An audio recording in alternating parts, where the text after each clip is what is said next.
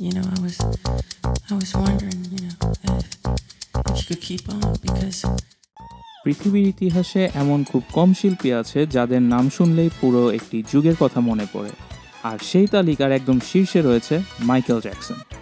কেউ তাকে বলে কিং অফ পপ, কেউ বলে সর্বকালের সেরা পারফর্মার, আবার অনেকের কাছে তিনি এক রহস্যময় মানুষ যার জীবন ছিল অসাধারণ সাফল্য, বিতর্ক, যন্ত্রণা এবং একাকিত্বে ভরা।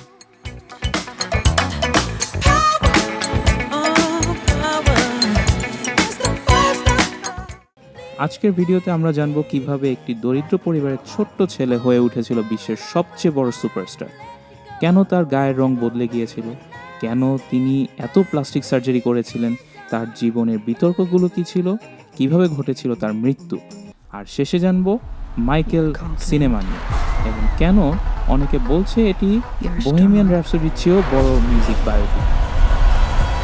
You're beautiful. You're the greatest of all time.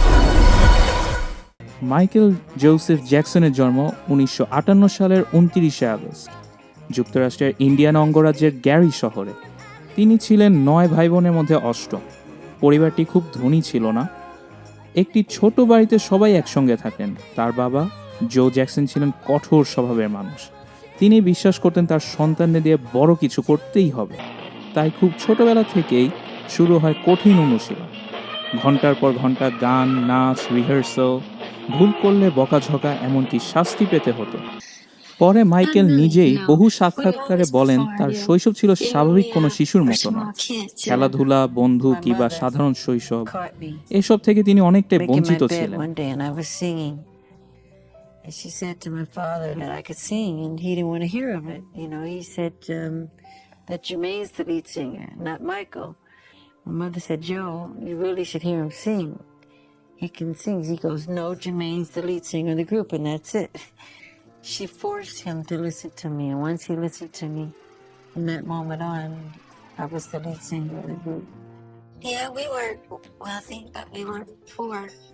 My father always prepared for the family, and as well as my mother, always wonderful. And that's very important. They made sure we, got the right things for ourselves. Strong parents are, I think, very important, especially in our situation. Well, on stage for me was home. I was most comfortable, and still most comfortable on stage. But once I got off stage, I was very sad. Really? Yes. 1964 সালে মাইকেলের বড় ভাইদের নিয়ে গঠিত হয় Jackson 5। খুব দ্রুতই ছোট মাইকেলের অসাধারণ কণ্ঠ সবার নজর কেড়ে নেয়।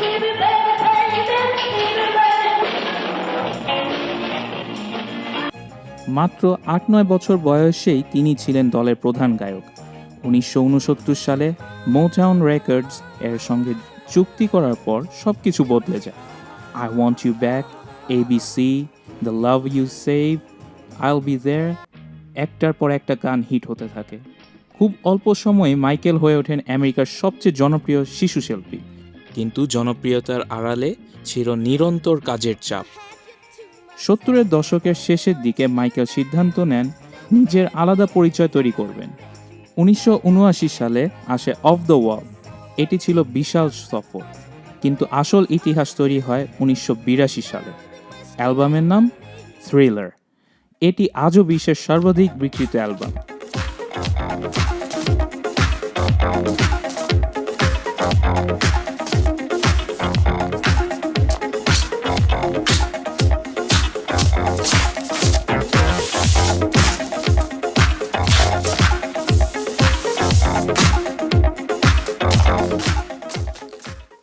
তারপর আসে বিলি জিন, bit it, smooth criminal, bad, black or white, remember the time, একের পর এক বিশ্বজোড়া হিট। শুধু গান নয়, তিনি বদলে দিয়েছিলেন মিউজিক ভিডিওর ধারণাও। মুনওয়াক নাচ বিশ্বজুড়ে কিংবদন্তি হয়ে যায়। You have to show them that you're really not scared. You're playing with your life.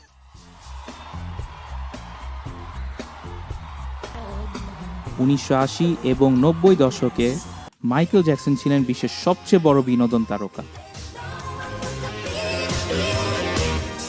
So I'm fucking strong, just like it doesn't matter who's strong or right, just be there.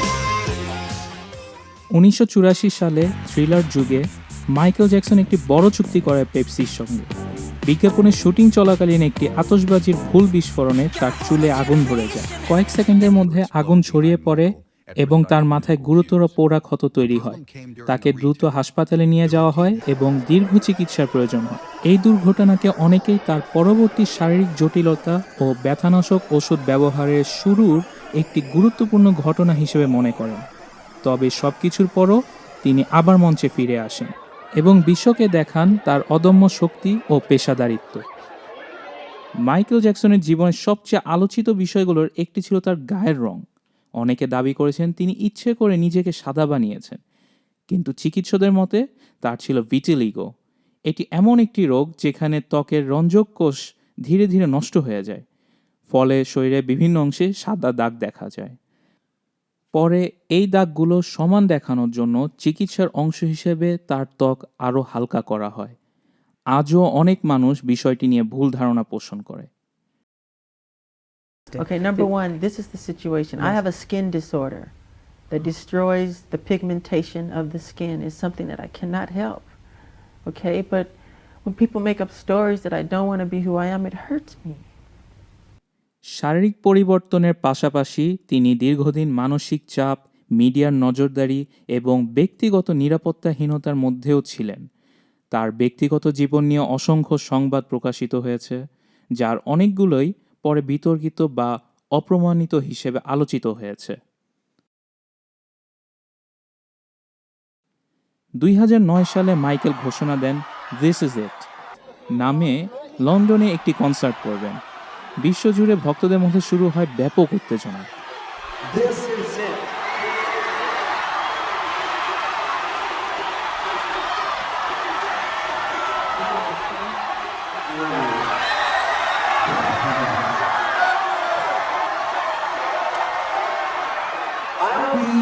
I'll be performing the songs my fans want to hear.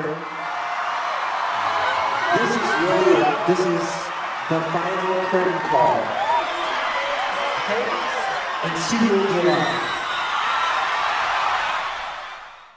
কিন্তু সেই concert আর কখনো অনুষ্ঠিত হয়নি।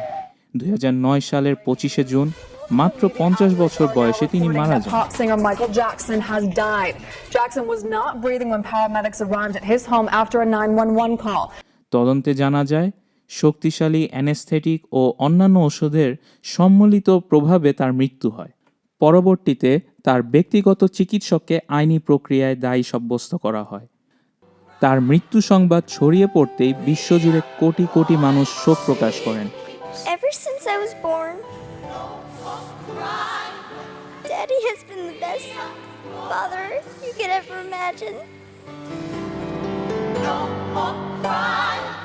The emotional public memorial for Michael Jackson in Los Angeles was one of the most watched celebrity funerals in the history of television. The service in the U.S. watched the service. আজও তিনি বিশ্বের অন্যতম প্রভাবশালী শিল্পী হিসেবে স্মরণীয়।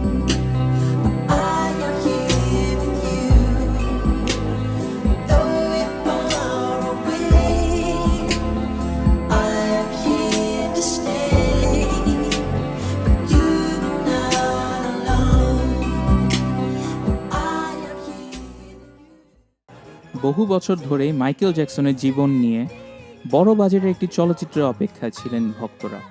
সেই অপেক্ষার নাম মাইকেল।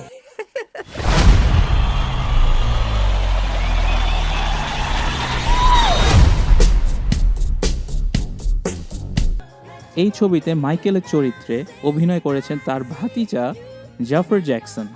2018 সালে মুক্তি পাওয়া বহেমিয়ান র্যাপসডি দীর্ঘদিন ধরে বিশ্বের সবচেয়ে সফল মিউজিক বায়োপিক রেকর্ড ধরে রেখেছিল। ছবিটি বিশ্বব্যাপী আয় করেছিল প্রায় $911 মিলিয়ন, কিন্তু 2026 সালে সেই রেকর্ড ভেঙে দিয়েছে মাইকেল।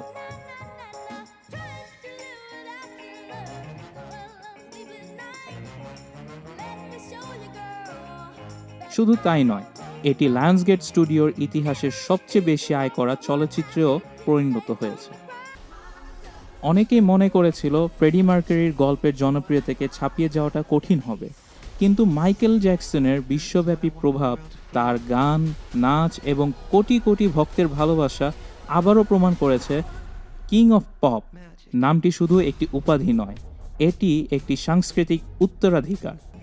তবে একটি বিষয় মনে রাখা জরুরি, বোহেমিয়ান র্যাপসডি এবং মাইকেল দুটোই নিজ নিজ শিল্পীর জীবনকে ভিন্ন দৃষ্টিভঙ্গি থেকে তুলে ধরেছে।